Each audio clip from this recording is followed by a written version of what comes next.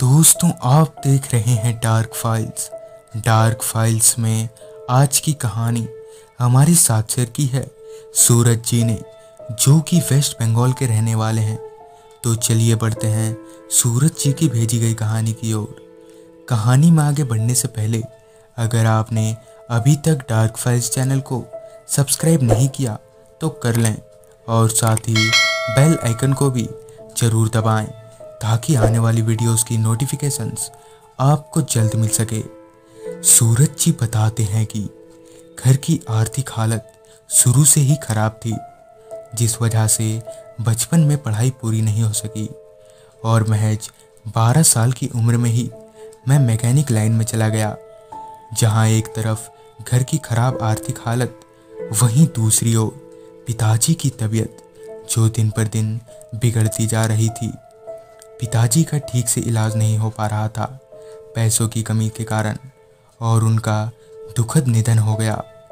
पिताजी के निधन के बाद घर की सारी जिम्मेदारी मेरे कंधों पर आ गई थी और इतनी सारी परेशानियों के बीच इस घटना ने मुझे काफ़ी डरा दिया।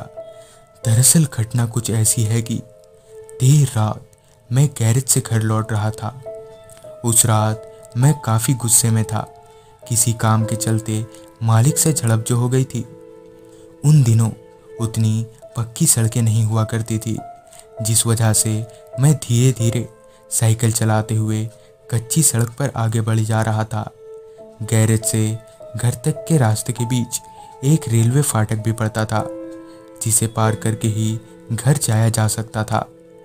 जब मैं फाटक पर पहुंचा तो वहां दूर दूर तक मेरे सिवाय कोई परिंदा भी नहीं था। मैं वहीं फाटक पर खड़े खड़े ट्रेन के गुजरने का इंतजार करने लगा। अब ट्रेन फाटक को पार करने ही वाली थी कि तभी एक आदमी ट्रेन के सामने आ गया। इससे पहले कि मैं उसे कुछ बोल पाता, ट्रेन उस आदमी को कुचलकर चली गई। इस तरह उस आदमी को ट्रेन के नीचे आता देख मेरे हाथ पांव ठंडे पड़ गए। पर जैसे ही ट्रेन वहां से आगे निकली तो वो आदमी एकदम से पटरियों पर खड़ा हुआ। उसे इस तरह खड़ा होता देख मैं काफ़ी डर गया।